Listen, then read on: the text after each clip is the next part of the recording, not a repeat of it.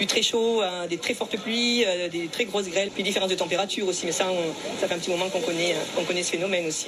Il va falloir s'y habituer puisqu'en fait, le renforcement de la fréquence et de l'intensité de ces phénomènes météorologiques, donc les fortes chaleurs, les fortes pluies, la grêle, c'est fait partie des conséquences du changement climatique. Nos conditions de vie vont être de plus en plus difficiles et aujourd'hui, vu qu'on va avoir de plus en plus de périodes de forte chaleur, on en a eu une la semaine dernière, il me semble que pour la fin de la semaine, on en prévoit encore et on n'est qu'en juin. Ces périodes de forte chaleur vont être de plus en plus longues, de plus en plus intenses et de plus en plus fréquentes.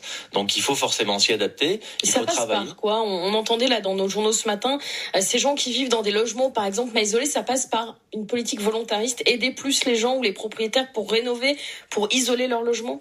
Tout à fait, ça passe par le fait d'accompagner davantage de rénovation thermique et que quand on fait une rénovation thermique, on ait ce regard pas uniquement d'économie d'énergie qu'on avait jusque-là et qu'il faut continuer à avoir, c'est aussi regarder comment le logement va résister aux périodes de forte chaleur. Des îlots de fraîcheur aussi, on pense par exemple en centre-ville dans la réflexion urbaine, quand on rénove par exemple un quartier, créer des parcs, des jardins. Tout à fait, il y a l'aspect logement qui se traduit au niveau du propriétaire et c'est là où d'ailleurs il faut faire en sorte que les propriétaires soient accompagnés et quelque part aussi obligés, sinon le locataire se trouve prisonnier d'une bouilloire thermique l'été.